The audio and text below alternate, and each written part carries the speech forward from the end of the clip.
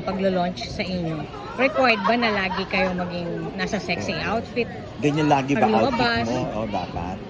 GMA is very conservative as a channel. Pero ako po kasi galing East, hilig ako maghubad. Oo, problema ko talaga yun. Pinapadamit nila ako palagi ng maganda. Baka sa IG Kasi mo, mahilig, yung napansin ko, lagi ka talaga ako nakabikini. dahil yung bahay namin, labas nun, dagat na.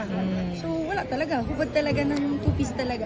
Pero nung nandito na po ako, minsan kailangan din natin itabi yung sobrang ano. Pero ngayon po, of course, kaya din namin maging sexy pero hindi kami bastos. Yun lang magiging mapaproud ako sa Ikaw nga sport pinaka-dairy ko. ngayon sa suot. Sa Kala outfit, namin ikaw lahat ang ganyan. wagi. Ay, hala, tayo. Ikaw ang wagi. Hindi, kasi po, same po kami ng stylist lahat. Si Bonita po, we are styled by Bonita. Just Bonita. Tapos, so, sexy po talaga yung mga branding niya eh.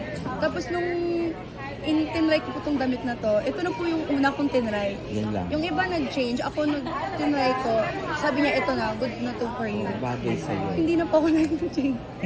Para kang ano, di ba? Para kang gagas na. Goddess of the sea. Para kang Muslim na basta ang ganda, ang ganda. Akala ko nga po hindi babagay yung hood. Kasi first time ko mag-hood, di ba? Like Heart Evangelista.